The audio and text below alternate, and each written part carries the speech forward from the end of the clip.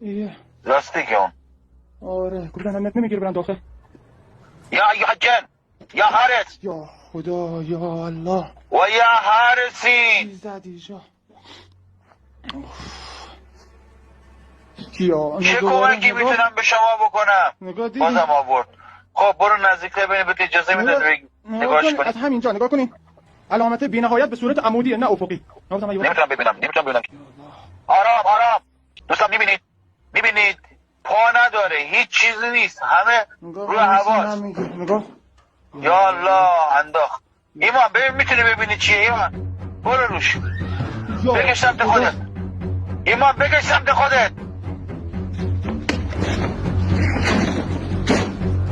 چرا قربان ای بابا برو بردار پشتتو بپا فقط. بسم الله الرحمن الرحیم.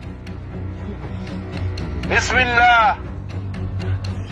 خب ببین چی ایمان عجب لوکیشنی شد امشب. ببین چی میخواد ببین چی روش نوشته. یا الله اینا فکر کنم از قبایلی باشن که کاتبن احتمالا اگر چیز نگارنده ای باشه توش. ایمان چیه؟ کاش نمی آوردی. نگاش کن یا ابوالفضل چه کار کرد لوکیشن ریختم. مواظب باش فقط مواظب با خودت باش. البته من حساب برات زدم ولی مواظب باش.